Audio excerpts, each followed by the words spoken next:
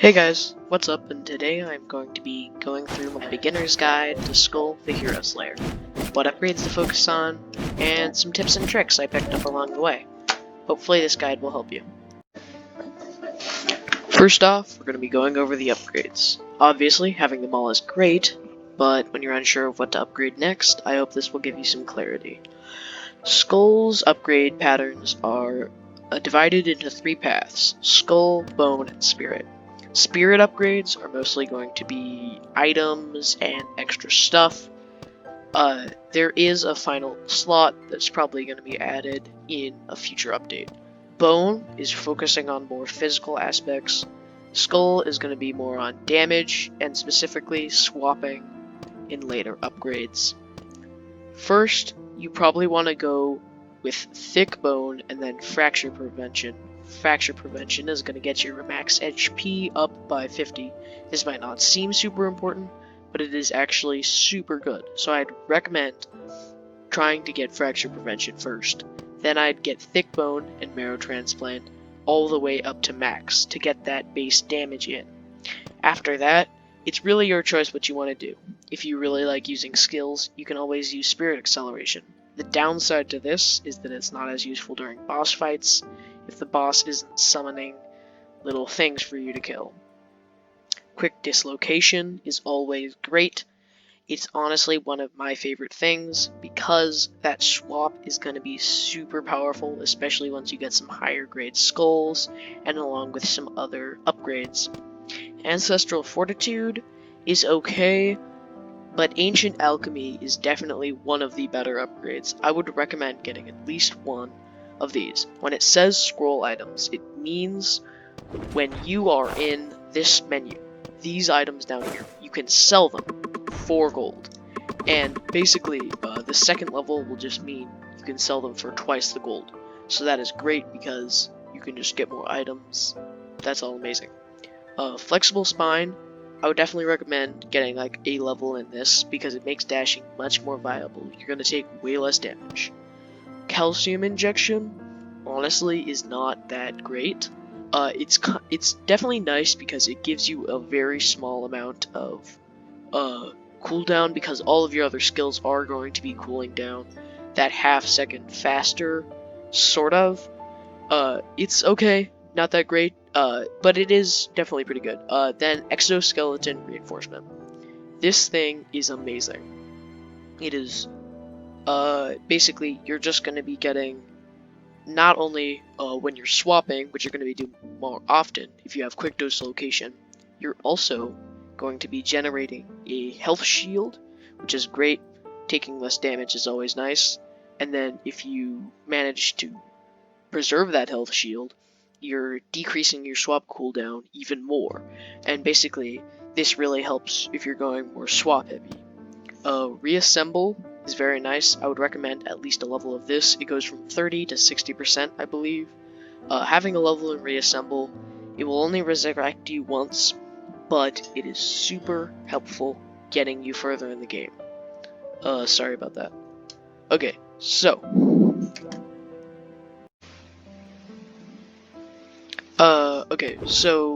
thank you for watching. If you're this far in the video, please consider liking if you enjoy this video, and if you'd like to see more content, please consider subscribing. Now I'm going to go over some little tips I picked up. If you talk to this guy, who you will unlock if you beat the first boss, he'll give you a skull, as you probably know. But if you talk to him again, and you tell him to get skull, then you can pay 10 gems and Hurt Darkness. And now, I've got a second skull. You can do the exact same thing with this guy, except it'll be with artifacts. That time I actually got a Water Spirit. That's pretty lucky. So yeah, just always keep this in mind. If you just aren't feeling whichever skull you just got from this guy, or if you have some extra quartz to spend, like I do, I would recommend doing this, especially if you're getting to later levels. You can very easily earn back that 20 quartz you might be paying to get your extra skull and stuff, and it'll just be so helpful to give you that boost at the start, and if you have, as I mentioned before, the ability to sell scroll items. If you don't like this, I have 2 levels in it. I can actually sell this, and I'll start out with 422 coins, which is so freaking good. And it's just going to be super helpful to all of your runs. That is probably just a very big thing. I would always recommend doing that unless you're really trying to save on quartz and you're trying to get that one of those big upgrades. Otherwise, I would definitely recommend doing that. Now then, once you're done getting your setup ready, you're gonna be in the thick of the fight. In here, you're gonna have several different choices of which door you want to go through. You'll be able to see, of course, this room. This will give me coins. If it had treasure chests, it'll give me a treasure. If it has skulls, it'll give me a skull. A big part of this game is deciding what door you want to go through and deciding what you want to do. Let's say I want to get all of the spirits, which isn't too far of a stretch. I could always go through here and try and grab some coins, so that way when the next shop goes up, I can try and get that. Or I can try and get a great foundation by getting a skull. If I get a good skull, that could really help me breeze by and get me even more coins. So a decision like these that you always have to think about. If you have the ability to sell scroll items, I would always, especially if it's level 2, I would always go to treasure rooms instead of common rooms. Because not only are you getting a treasure, if you don't like it, or if you just want coins, you can sell it and get coins too. Skull rooms are a bit different. Because as of now, though it might change, it probably will change in the future, if you get a skull that you don't want, you can't really do anything with it. So that way that room is pretty much wasted. You might have gotten a couple coins off of it, maybe regained some life, but overall, it's not gonna be too useful. So you always gotta keep that in mind. Just, be careful of what room you're gonna use. Now then, another tip that I have to use and tell you to use is swap often. You might have a great skull, like this. This is a great skull and doing plenty of damage. But swapping is going to give me that opportune ability. It's going to mean that I have a fresh ability to use. Bam, I can do that, and now I can immediately swap over, use that effect, and now I've just saved. Now I use that, bam, bam, bam. So just always remember to swap. And now I've got that skull. Now here's another great thing to wonder about. Do you take, what kind of skull do you want to take? Do you want to take a power skull, a speed skull, or a balance skull? I would always recommending having at least one speed or balance skull, because let's say I take this warrior skull. Now, if we look at it, right there, it says can't multi-dash. Dashing is considered attacking. This means that when I try to dash with my warrior guy, it's not only going to go less far, it's also means I'm not going to be able to dash multiple times.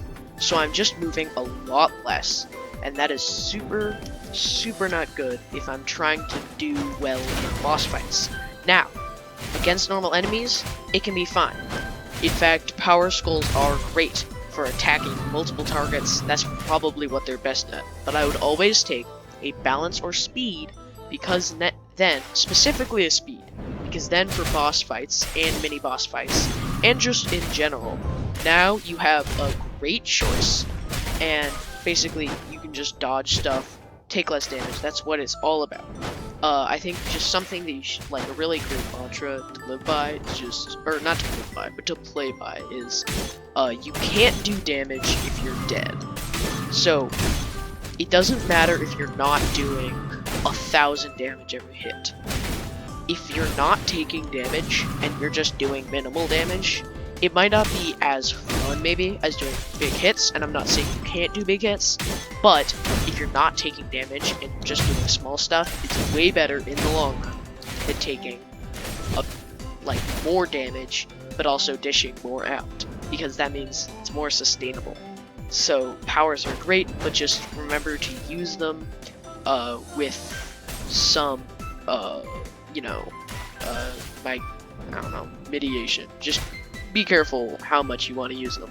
I would never recommend 2 powers in case, except for maybe a very special scenario, just because you're going to be losing out on a lot of that mobility. Alright, here's my one last tip, and it is when you get an artifact. Here's a scroll item bow. You usually want to pick it up, and you want to look at it. You might already know this, but if you look at these 2 things on the bottom, you'll see they say chase and execute. And over on this one, it says fairy tale and blizzard. Now, why does it say that? Well, basically, this is sort of a side ability. The more of these you have, say I had a second item that also had execute, then I would have execute 2, and this little number would go up 1 to all attacks on enemies with less than 7% HP will do critical damage. This works with all abilities, and a lot of them, they get very powerful if you have like very high level, like this one. If you have max level to execute, you have 55% HP enemies. If they have less than that, you're dealing critical damage, which is super good. So you want to grab a lot of items. Over here, it lists all of your abilities. You're gonna want to try and focus on picking up, you want like as many items as you can with the same ability, because pretty much whatever it is, some of them like chase aren't as good for me right now because I am doing mostly melee, but if you're doing ranged, that would be great. Basically, you want as many items as possible with the same little attribute. That's all. Thanks for watching. If you liked the video, drop a like. If you want to see more, please subscribe. I stream on Twitch under Pickled Pain. If you want to come check me out, I usually stream on the afternoons, every other day. Thanks for watching. Bye.